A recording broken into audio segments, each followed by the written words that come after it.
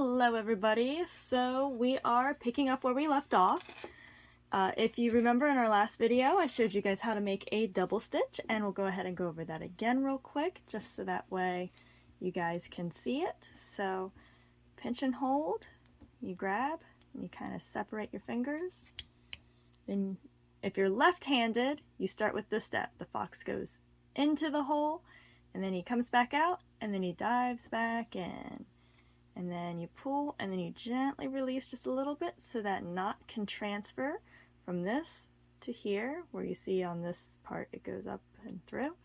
And then the fox dives in, comes back up through the hole, and then boop. If you're right-handed, you do that second half where you go over and then out from under and first, and then you do the under and then vice versa. But I'm left-handed, I'm showing you all the left-handed way. So yes, so anyway, so what you're going to want to do for the ring is you're going to want to make a total of 8 double stitches. 1, 2, 3, 4, 4, and you'll want to slide. Sliding, I'm sure I mentioned this in the last video, but sliding is a sign that you are doing things right, and it will slide along the thread that is attached to the shuttle, or the side of the thread closer to the shuttle. So we're at 4, 5, 5, 6, 6, 7, 7, 8, 8. And I'm going to note that no matter what amount of tension you use to make all of these, try to keep it about the same. Now, some people like to have much tighter double stitches. Some people prefer to have looser double stitches. It's all a matter of personal preference, or if the pattern says something specific that you'll want to follow. I note that because if you do needle tatting, your stitches are going to be looser anyway. And so I don't think that there's actually a right or wrong way. I think it's just more of a matter of preference. So yes. Anyway, once you have your 8 double stitches, you're going to pull your hand out, and you're going to pinch the selection of knots closer to the shuttle. And then you're going to gently pull, and back it up. You can kind of pinch towards the middle a little bit now. You might want to still hold it closer to the end depending on how things behave. You're just going to want to keep pulling until it closes into a circle. If you use a smaller thread and you're having trouble with it, you might want to make a 16 double stitch ring, which will be twice as big as this, relative to the thread, but I figured this would be a perfectly good way to demonstrate the technique.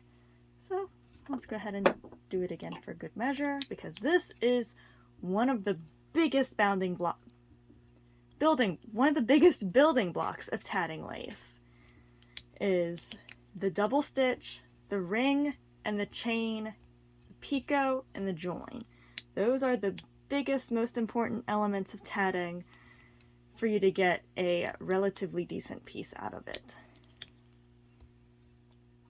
1, 2, 3, 4, 5, 6, 7, 7, 8, 8. I'll go ahead and do the 16 one just so you all can see.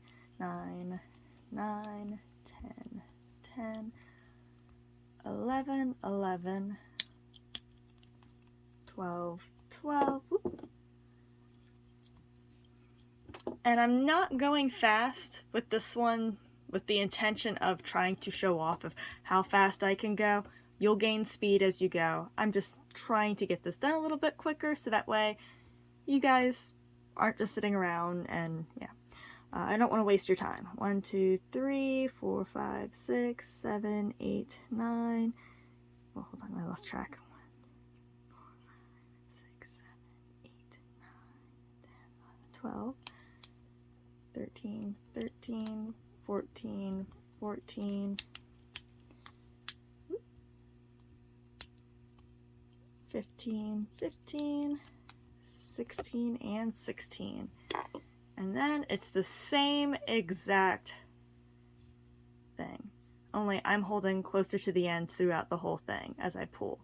And you don't want to squeeze it too tight, you just want to hold it firmly, nice and firm. And then voila! another ring. And you can see the difference of just a handful of double stitches. And you can experiment, make them however many or few you want. Just go crazy with it. Have some fun, you know. One of my favorite things, and actually, if you do this, if you do enough of these and you leave empty space in between, you're most of the way to making wisteria. So this is part of a wreath I'm working on, and all that these are is rings that I tie off, and there's one little picot. And enough of them, and it looks kind of like a wisteria bundle, and I think it's pretty. Also, you could do little leaves, so, oops. You don't have to do the little, like, dimples on the end. You can just make little leaves, and you can make a vine. So, essentially, we have 2 little leaves here. Let's go ahead and make these into a pair of leaves. It's like right here, since they're right next to each other. We'll do 16 more, so I'll just pause the video and pop back. And we're back. Also, it's very normal for after you do a lot of double stitches for the shuttle to get, for the string to get twisted up and you to have to release the shuttle and let it wiggle its way out. I, for the longest time, thought that I was maybe doing something wrong. It's not. It's just how the fiber gets twisted up and everything. So then we're going to go ahead and pull nice and tight.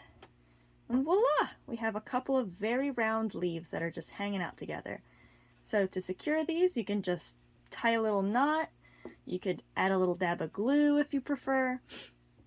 But yeah, so, and then to start another pair, you could go further along. If you wanted to have 3 right next to each other, you would actually start it like that. And then go and slide everything up against this, without, you know, leaving a gap. But yeah, so that's how to do a ring. And if you guys have your shuttles, I recommend practicing.